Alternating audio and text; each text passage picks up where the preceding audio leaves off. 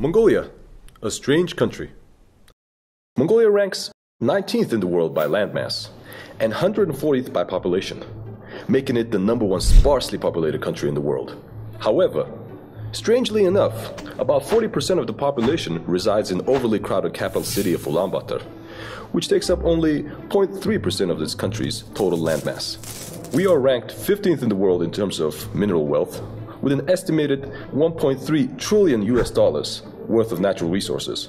This means each and every Mongolian citizen is entitled to approximately $450,000, or by today's exchange rate, 810 million Mongolian tugrux by today's exchange rate. Yet, Mongolia is ranked 121st in terms of GDP per capita, 54th from the lowest on the World Happiness Index, and approximately 1 in every 3 people is living in poverty. Just a few years ago, Mongolia flaunted its double-digit economic growth to the rest of the world, and foreign investors were pouring into the country. But today, why is Mongolia not able to sustain its economic growth, improve the standard of living for its people, eliminate the causes of daily frustrations in overcrowded Ulaanbaatar, maintaining positive economic indicators, attract continuous inflow of foreign investments, stabilizing the USD exchange rate, which has long surpassed 1800. Underneath it all, flawed policies and myopic political decisions still remain concealed. We need leaders with a long-term vision who can develop sustainable policies for mining and infrastructure sectors, which are the key sectors for our economy, without giving into political influences.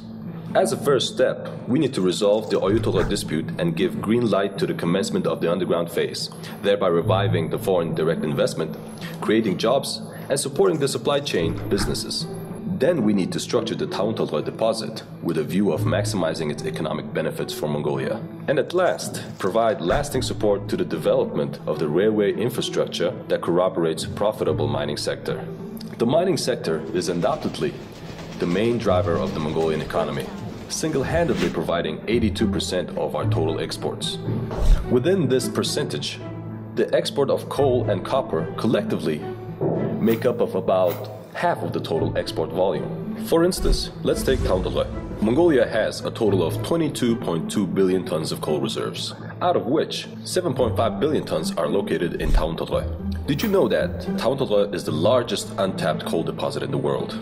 Then what will be the first step in putting this giant coal mine into profitable and efficient operations? The answer is certainly the railway. Currently, Tamiraa's coal is transported to Qashunsuqat border only by trucks. Not only trucking is twice as expensive as the rail transport, but also more damaging to the environment. Considering this, the Parliament of Mongolia ratified the state policy on railway transportation in 2010 and resolved to implement the Phase 1 and 2 of the policy to develop 1,800 kilometers of railway infrastructure. The Phase 1 and 2 envisages the construction of 225-kilometer route between Tamiraa and Qashunsuqat, also known as the South Line, and the East Line, or Tamiraa to Khut through Sanshand, 918-kilometer railroad. Khut to Choibalsan line is 155-kilometer, and Khut to Bichicht line of 200 kilometers. At full capacity, the main miners of Tamiraa Basin, namely Irdnes Tamiraa and Energy Resources, can produce at least 50 million tons per annum. While the rail capacity of the South Line is only 30 million tons, therefore the remaining 20 million tons per annum will need to be transported via the East Line. Development of the 1,500 kilometers East Line is in the best interests of Mongolia, as it can serve as the facilitator of our long-term sovereignty, geopolitical and industrialization strategy, preventing from single buyer monopolization, and enabling our exports to reach our third neighbors at global market prices. As of 2013, 82% of Mongolia's total export was directed towards China, showcasing Mongolia's heavy dependency on a single offtake market. Moreover, we are well aware of the consequences of the Chalco deal to Mongolia. Let's take a simple example. Assume that you have a milk vendor. Is it profitable to sell to one buyer at a cheaper price?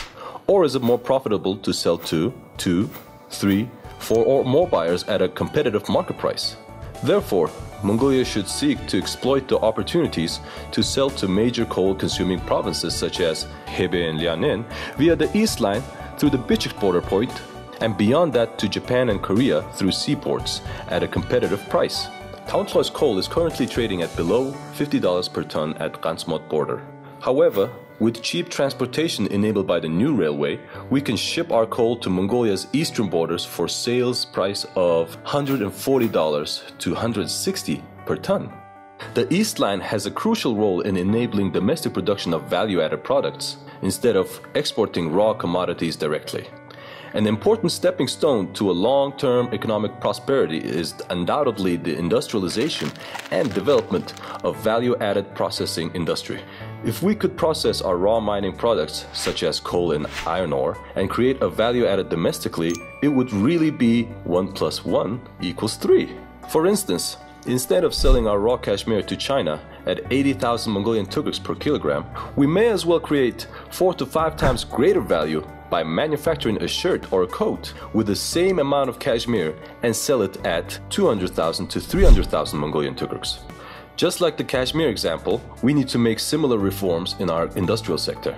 Located at the intersection of 2 railway lines, the Sanshand Industrial Complex is envisioned to comprise of processing plants such as steel plant, copper smelter, and coke plants.